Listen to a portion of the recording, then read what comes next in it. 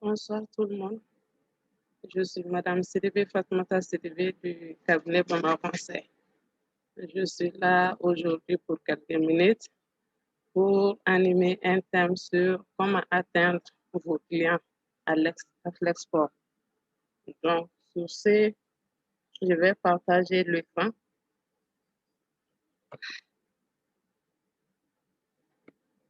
Voilà.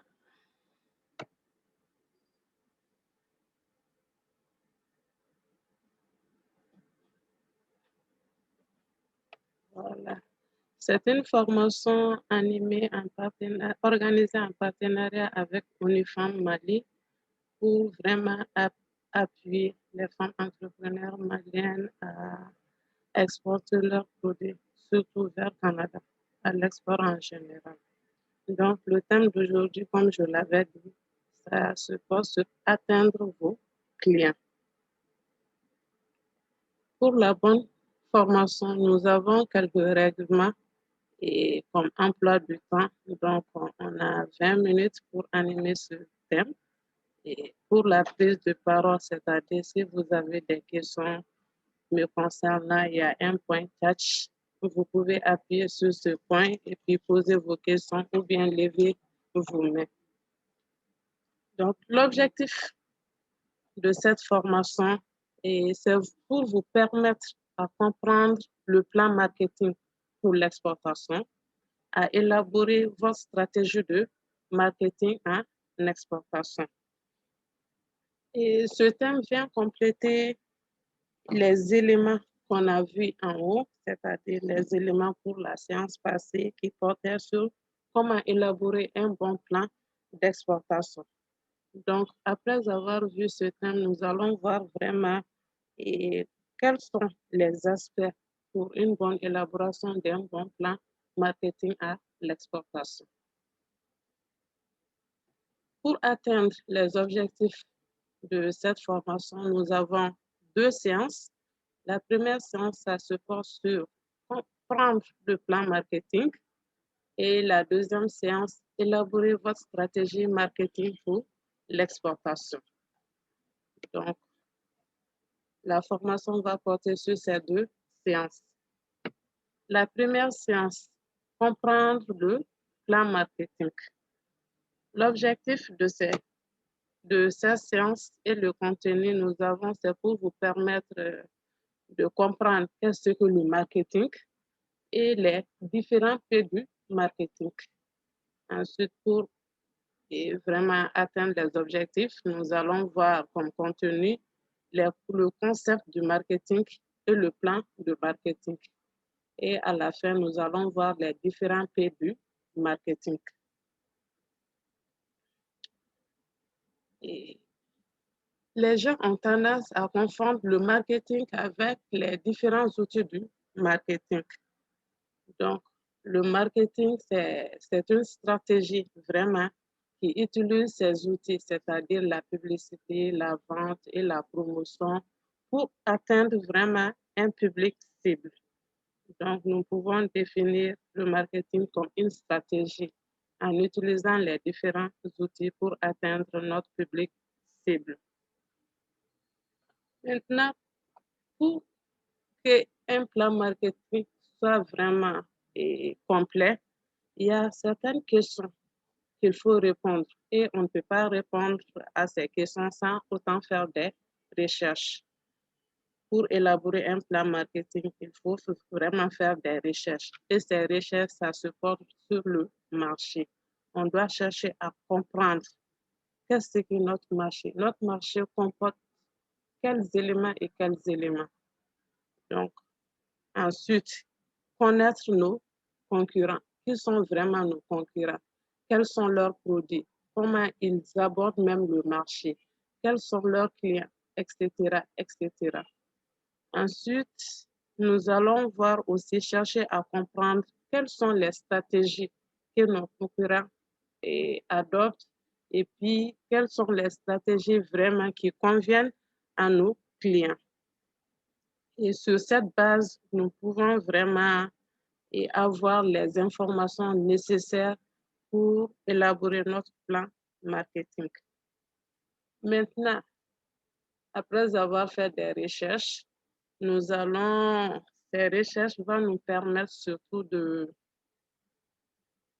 nous focaliser sur les différents P du marketing. Avant de voir les P du marketing, est-ce que tout le monde a compris qu'est-ce qu'un plan marketing et quelles sont les questions que nous devons se poser pour pouvoir élaborer notre plan marketing? Y a-t-il des questions? Monsieur Yves, il n'y en a pas? OK. S'il n'y en a pas, et nous allons voir les différents P du marketing. On appelle communément les 4 P du marketing, c'est-à-dire la base même d'un bon marketing, c'est 4 P. Mais sur le plan international, il y a d'autres P qui viennent s'ajouter à ces 4 P. Le premier P, nous appelons le produit, c'est-à-dire quel est votre produit ou service que devez-vous faire pour l'adapter au marché. Si nous disons le produit, ce n'est pas seulement les marchandises ou les biens. On appelle aussi les services les produits parce que les entreprises diverses, on a les entreprises de production et les entreprises de services. Pour les entreprises de production, leur produit, c'est vraiment un bien. Et pour les entreprises de services, ce sont des prestations intellectuelles surtout qu'on ne peut pas toucher. Donc maintenant, après avoir fait des recherches, on est vraiment prêt à adapter notre produit sur le marché ciblé. Après avoir mis toutes les stratégies pour que nos produits conviennent au marché, nous allons voir le prix. Le prix, on dit quelle est votre stratégie en matière de prix. Comme on a dit en haut bien avant, il faut faire des recherches surtout concernant le marché, les concurrents. Si on dit les concurrents, c'est surtout le produit, leur produit, le prix, etc. Donc, si nous connaissons les différents prix sur le marché, en fonction de ça, nous pouvons vraiment fixer notre prix. C'est le deuxième P. Le troisième P, nous appelons la promotion. Comment comptez-vous faire pour connaître vos produits ou services à vos clients? C'est-à-dire la promotion, il y a différents types de promotions. On a la publicité, que ce soit à la télé, à la radio, etc., les dépliants, le bouche à oreille. Donc, tout ça va nous permettre vraiment d'atteindre nos clients. Le quatrième P, c'est la place. Comment et où comptez-vous livrer ou distribuer votre produit ou assurer votre service? Donc, concernant la place, ça se diffère aussi en fonction des entreprises. Il y a certaines entreprises qui nécessitent d'être proches à leur clientèle. Par contre, il y a certaines entreprises qui n'ont pas besoin d'être proches à leur clientèle. Maintenant, dans ce cas, il faut vraiment élaborer des techniques pour pouvoir atteindre les clients. Donc, il y a différentes stratégies. Comme on a un manuel bien élaboré, donc si vous avez d'autres questions pour approfondir la connaissance, le manuel sera à votre disposition. Donc, voici les 4 P fondamentaux qui constituent la base d'un marketing. Maintenant, pour l'exportation, il y a d'autres P qui viennent s'ajouter à ces 4 P. Donc, on dit le commerce international est plus compliqué. Pour cela, il faut ajouter les 9 P qui viennent compléter aux 4 P, aux 13 P du marketing, que nous appelons les 13 P du marketing international. Donc, les 9 P, on a le premier P qui est le paiement. Les transactions internationales sont-elles compliquées? Maintenant, si nous voulons vraiment faire de l'exportation, il faut chercher à connaître quelles sont les différentes transactions, quels sont les moyens, est-ce que les moyens sont compliqués, quelles solutions je me propose ou je cherche, etc., etc. Donc, sur ce, nous pouvons décider vraiment quels moyens de paiement il faut mettre en place pour l'exportation. Ensuite, on a le personnel. Est-ce que notre personnel même a les compétences nécessaires pour pouvoir atteindre le marché extérieur? Donc, il faut chercher à connaître ça. Si on a des faiblesses il faut essayer, ou bien des lacunes, il faut essayer vraiment de combler ces lacunes. Ensuite, il y a la planification. Avez-vous planifié vos activités en ce qui concerne le marché, les comptes clients et les visites de représentants? Ça, c'est vraiment important. Si nous voulons vraiment exporter, il faut planifier. Une entreprise, c'est la planification. Sans la planification, nous ne pouvons pas atteindre nos objectifs. Donc, c'est important. En connaissant les éléments précédents, nous pouvons vraiment élaborer un bon planning pour pouvoir atteindre le marché. Ensuite, il y a les paperasses. Avez-vous rempli tous les documents nécessaires? Ça, c'est important parce que pour l'exportation, il y a tellement de documents qu'il faut chercher, qu'il faut les formulaires à remplir.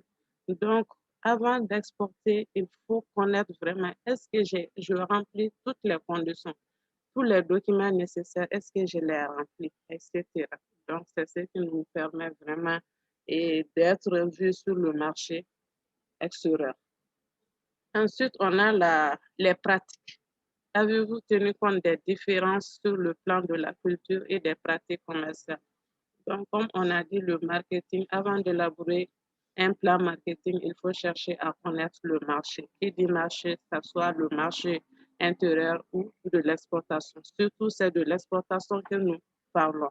Donc, il faut chercher à connaître quelle est la culture du marché ciblé et quelles sont les pratiques commerciales qui se font à travers, au niveau de ce marché. Ensuite, les partenariats. Avez-vous recruté un partenaire afin d'établir une présence forte sur le marché? Voilà, ce sont des questions que nous devons se poser. Donc, chercher un partenaire pour que ce partenaire nous représente sur le marché extérieur. Les politiques, quelles sont vos politiques actuelles et à venir? En tant qu'entreprise que nous voulons exporter, quelles sont nos politiques actuellement? Est-ce que ces politiques doivent être améliorées pour pouvoir atteindre le marché extérieur? Donc, on doit se poser ces questions. Le positionnement, comment votre entreprise sera-t-elle perçue sur le marché? Donc, en connaissant le marché extérieur, nous pouvons connaître vraiment quel plan il faut mettre en place pour se positionner sur ce marché. La protection. Avez-vous évalué les risques et pris des mesures pour protéger votre entreprise et sa propriété intellectuelle? C'est vraiment important. Surtout si nous voulons exporter, il faut chercher à connaître les risques, quels sont les risques et qu'est-ce qu'on doit faire pour protéger notre entreprise, etc., etc. Donc, c'est ce qui vient compléter les 13 P du marketing. Voici les 13 P du marketing international qui sont vraiment nécessaires et importants. Donc, y a-t-il des questions, des observations? S'il n'y en a pas, nous pouvons continuer sur la deuxième séance. En connaissant les différents P du marketing, nous pouvons maintenant élaborer notre stratégie marketing. La deuxième séance, ça se porte sur élaborer votre stratégie marketing pour l'exportation. Donc, les objectifs de cette séance, c'est de comprendre le contenu même d'un bon plan marketing. Nous avons expliqué les différents P. Maintenant, un bon plan marketing doit comprendre quel élément et ensuite réaliser notre propre plan marketing. Pour atteindre ces objectifs, nous avons deux contenus et le contenu d'un bon plan marketing et les outils du marketing. Dans un bon plan marketing, comme on dit, un bon plan marketing, on a des éléments clés qu'il faut mettre. Le premier élément, c'est le sommaire. Le sommaire, il décrit votre plan marketing. Ce sommaire fait une description de votre plan marketing en matière d'exportation. Ensuite, analyse du produit ou service. Elle donne une description détaillée de votre produit ou service en faisant ressortir ses points forts pour la vente et la manière de le commercialiser sur le marché. Donc, dans un plan marketing, il faut expliquer vos produits. Mon produit, c'est quoi? C'est constitué de quoi? L'utilisation du produit, etc., etc. Ensuite, l'analyse du marché. L'analyse du marché explique les principales caractéristiques économiques, social, politique et culturel du marché cible et fournir le profil du client cible, y compris les comportements de consommation et les facteurs qui influent sur les décisions d'achat. Là, il faut expliquer les clients. Qui sont vraiment mes clients? C'est après avoir fait les recherches sur le marché ciblé que nous connaissons nos clients. Maintenant, ici, il faut décrire les clients, leur comportement, leur consommation, les habitudes, quand est-ce qu'ils achètent, etc., etc. Et on a le point suivant, l'analyse de la concurrence, qui est vraiment important pour une entreprise, surtout nouvellement implantée sur un marché extérieur. Elle est utilisée pour déterminer les stratégies de prix et de commercialisation pour votre produit ou service. C'est sur la base de cette analyse que nous, en tant qu'entreprise nouvelle sur ce marché, que nous pouvons vraiment déterminer le prix et puis comment commercialiser notre produit même. C'est en connaissant nos concurrents qu'on peut vraiment mettre en place une bonne stratégie de prix et de commercialisation. Ensuite, l'objectif même. Ils décrivent la façon dont vous comptez atteindre vos objectifs en ce qui concerne la part de marché, le positionnement, les recettes et les profits. Donc là, on explique quels sont les objectifs même de notre entreprise et comment notre entreprise compte se positionner. Quelles sont les recettes que nous comptons gagner en 1 an, en 2 ans, etc. Et quels sont les profits que nous comptons tirer vraiment sur ce marché. Et dans le point suivant, c'est la stratégie de marketing. Elle comprend des recommandations pour l'établissement des prix, les modes de livraison et les méthodes de promotion. Donc, on a dit la stratégie de marketing, c'est ce qui nous permet vraiment d'atteindre nos clients. Maintenant, la mise en œuvre de notre plan marketing, elle fait état des activités que vous comptez entreprendre pour mettre en œuvre votre plan de marketing, en précisant les dates butoirs et comprend un budget de marketing détaillé. Un plan marketing sans budget, sans date de mise en œuvre, on peut dire que ce n'est pas un bon plan marketing. Donc, un bon plan marketing doit comprendre, contenu, la date. On dit on va faire la publicité, c'est à quelle date, quel est le budget, etc. Donc, nous devons expliquer tout cela dans la mise en œuvre. Évaluation, elle précise la façon dont vous y prendrez pour évaluer votre plan de marketing à différentes étapes afin de vérifier si vous atteignez vos objectifs et s'il y a lieu de déterminer les modifications à apporter. Donc, un plan de marketing n'est pas complètement définitif. De temps en temps, il faut voir qu'est-ce que ça a marché, qu'est-ce qui n'a pas marché, qu'est-ce que je peux faire, etc. Donc, en faisant une évaluation partielle, souvent qui va nous permettre d'améliorer au fur et à mesure notre plan marketing. Un résumé, il énonce dans une demi-page la façon dont les buts de votre plan de marketing s'intègrent à votre plan d'exploitation globale. Donc, ce sont les éléments qu'un bon plan marketing doit vraiment comporter, etc. S'il n'y a pas de questions, nous allons voir les différents outils du marketing. Donc, la conception de bons outils de marketing est essentielle à la réussite de votre entreprise. Voici une liste qui n'est pas du tout exhaustive et que nous allons vous présenter. On a les cadres professionnels. Donc, en tant qu'entreprise, il faut avoir des cadres professionnels élaborés vraiment, confectionnés par un professionnel. Ces cadres professionnels doivent être clairs, indiquant l'adresse, le nom de votre entreprise, etc.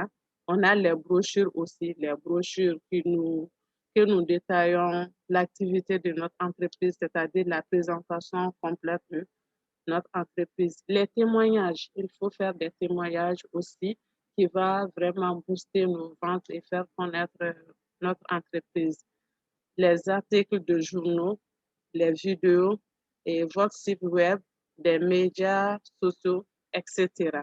Donc, ce sont quelques outils que nous avons jugé nécessaire de vous présenter qui va vraiment vous aider pour la mise en œuvre de votre plan marketing. Est-ce qu'il y a-t-il des questions par rapport aux outils? S'il n'y a pas de questions, nous allons terminer par quelques conseils pour l'exportation. Pour nouer des relations d'affaires sur les marchés étrangers, il est préférable de le faire en personne, c'est-à-dire en tant que chef d'entreprise. Soyez prêt à faire traduire vos documents dans là où les langues du marché cible, les clients actuels et potentiels l'apprécieront. C'est-à-dire, si nous voulons attaquer le marché canadien, on sait que c'est un pays bilingue français-anglais. Il faut vraiment traduire les documents en anglais, en français. C'est important. Prenez le temps qu'il faut pour recueillir des renseignements de base sur les lois relatives aux importations, les exigences douanières et d'autres facteurs importants sur le marché cible. Faire traduire vos prospectifs sur votre site web et votre proposition de marketing dans la langue du marché local. Donc, voici quelques conseils qui vont vraiment vous aider pour l'exportation de vos produits sur le marché extérieur. Donc, sur ce, je vous remercie vraiment pour votre aimable attention. S'il y a des questions, des points d'éclaircissement, des observations, je suis à votre disposition. Et n'oubliez pas surtout qu'il y a un manuel où tout est détaillé aussi en cas de besoin. Merci. C'est bon?